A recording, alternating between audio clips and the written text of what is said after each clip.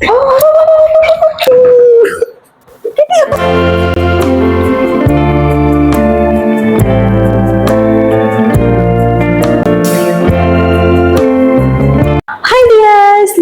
To our vlogs. ഇന്ന് രാത്രി ഇപ്പൊ സമയം 11 മണി കഴിഞ്ഞു കേട്ടോ.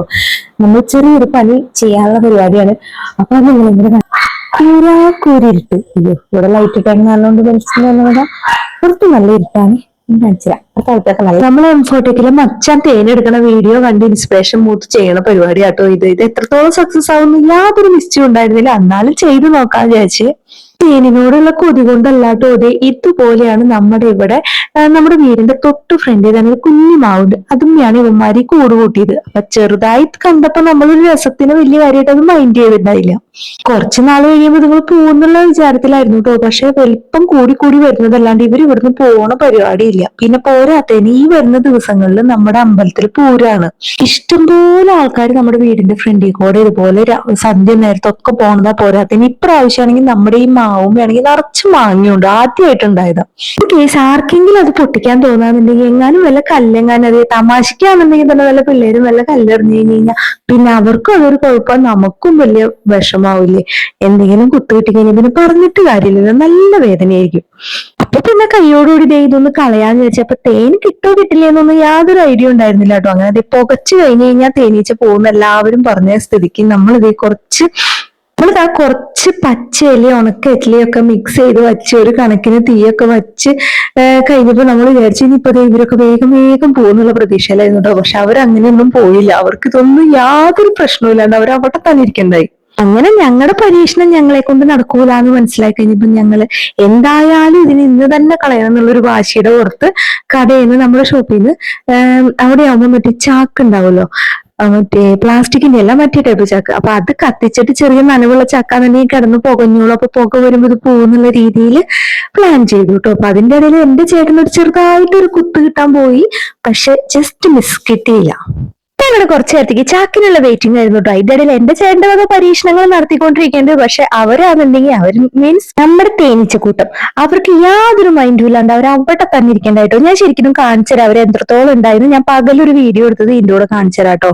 അത്ര വലിയ കൂടുന്നൊന്നും പറയാൻ പറ്റില്ല, ചെറുതാണ്. പക്ഷെ ഇവര് വന്ന സ്ഥലം ശരിയായില്ല. കാരണം വീടിന്റെ തൊട്ട് ഫ്രണ്ടിൽ തന്നെയാവണം. പിന്നെ റൈറ്റ് സൈഡിലാണെന്നുണ്ടെങ്കിൽ റോഡും ആണ് കേട്ടോ. അപ്പൊ ഇതിന്റെ ഇടയിൽ നിന്ന് കഴിഞ്ഞാൽ ശരിയാവൂല. അതാണ് നമ്മളിപ്പോ കളയാൻ കാരണേ.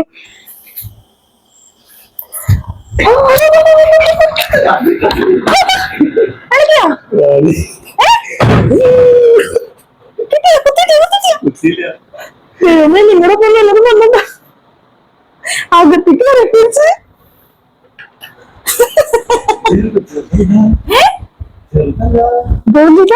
പിന്നെ നമ്മള് കാഴ്ചകൾ കുറച്ചു നേരത്തേക്ക് അകത്തിരുന്നാട്ടോ കണ്ടേ. പക്ഷെ അവർ ഇതൊന്നും കണ്ട് പേടിച്ചില്ല. നമ്മൾ പേടിച്ചോടല്ലാണ്ട് അവര് പോയില്ല കേട്ടോ.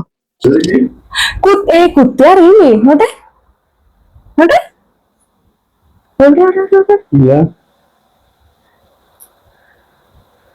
റാണിയാ ചെറുതല്ല റാണിയാ.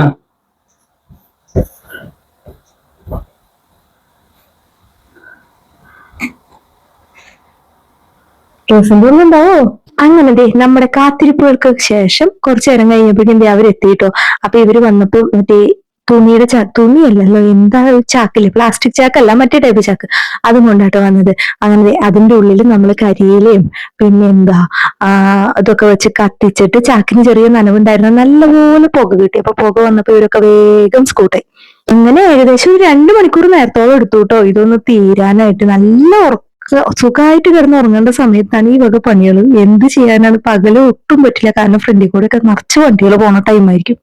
ഇവര് രണ്ടുപേരും നമ്മുടെ കടയിലത്തെ സ്റ്റാഫാട്ടോ. നമ്മൾ കട തുടങ്ങിയ സമയം തൊട്ടേ ഇവര് നമ്മുടെ കൂടെ ഉള്ളതാണ്. അതിൽ ഈ പട്ടാളക്കാരനെ പോലെ നൂഴ്ന്നിറങ്ങുന്ന ആളാണ് റാക്കി എന്നാണ് പേര്. പിന്നെ മറ്റേത് റെഡ് ടീഷർട്ട് സലി കേട്ടോ. ഇവര് രണ്ടുപേരാണ് ഹെൽപ്പ് ചെയ്യാൻ വന്നത്. ഇവര് വന്നതുകൊണ്ട് മാത്രമേ തേൻ കിട്ടിയത്, അല്ലെങ്കിൽ നമ്മളെ കൊണ്ട് പറ്റൂല. നമ്മൾ ഇങ്ങനെ കാണുമ്പോൾ വലിയ ബുദ്ധിമുട്ട് തോന്നുന്നില്ലെങ്കിൽ നല്ല റിസ്ക് ആട്ടോ സംഭവം. കാരണം ഇത് എവിടെന്നാ കുത്തു വരാന്നൊരു പിടുത്തല്ലേ. ഇതിൽ കൂടി വരാൻ നമുക്ക് കാണാൻ പറ്റില്ലല്ലോ കുഞ്ഞിതായതുകൊണ്ട്.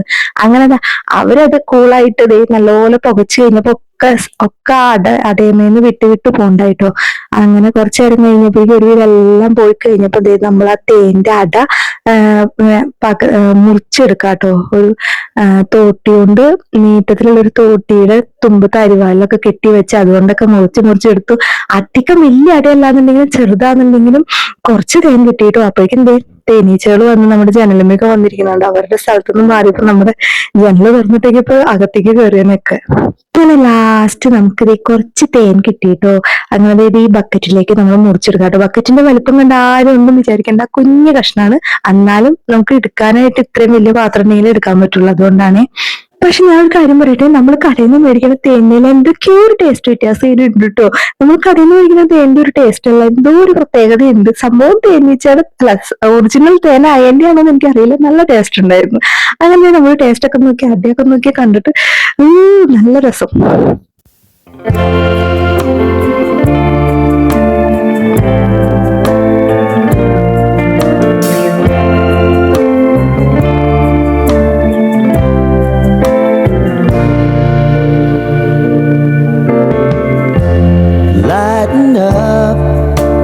Take me on your magic river. Tell me all your dreams alive. അങ്ങനെ ലാസ്റ്റ് സ്റ്റേജ്, ഫൈനൽ സ്റ്റേജ്. സലി പിടിഞ്ഞെടുക്കണുണ്ടോ തേൻ, എന്ത് കട്ടിയിലാ പറഞ്ഞേ നോക്കി.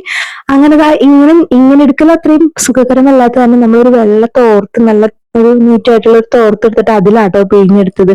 അതെന്താ നമുക്ക് കുറച്ച് തേനൊക്കെ കിട്ടി. അങ്ങനെ നമ്മുടെ തേനീച്ച തേനെടുക്കൽ ഈ വീഡിയോ ഇതോടുകൂടി തീരുകയാണ് കുട്ടികളെ.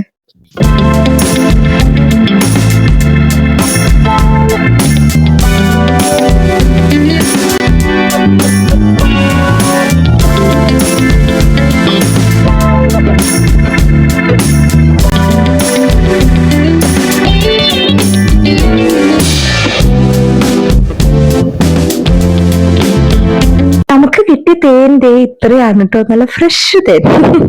അപ്പൊ എടുത്തത് നമുക്ക് ഇങ്ങനെ പിഴിഞ്ഞെടുക്കാൻ എളുപ്പത്തിന് ഇത്രയും വലിയ പാത്രത്തിൽ എടുത്തതുള്ളൂ. ഇത് എന്തോരം ഉണ്ടെന്ന് വെച്ചാൽ എനിക്ക് വലിയ ഐഡിയ ഒന്നുമില്ല, കുറച്ചുള്ളൂ. പക്ഷെ എന്തായാലും സംഭവം ഒറിജിനല്ല. അപ്പൊ ഇത്രയ്ക്കുള്ളൂ മക്കളെ. കുട്ടീസിന് രാവിലെ ഇത് കണ്ടപ്പോ ഭയങ്കര സന്തോഷമായിരുന്നു കേട്ടോ. കാരണം ഇങ്ങനത്തെ സംഭവങ്ങളൊക്കെ പിള്ളേർക്ക് ഭയങ്കര ഇൻട്രസ്റ്റ് ഉള്ള കാര്യമാണല്ലോ. അപ്പൊ ഞാൻ ഇവിടെ വെച്ച് നിർത്താണ്. അപ്പൊ ഇത്രയുള്ളതൊക്കെ ബൈ, സീ യു, ടാറ്റാ.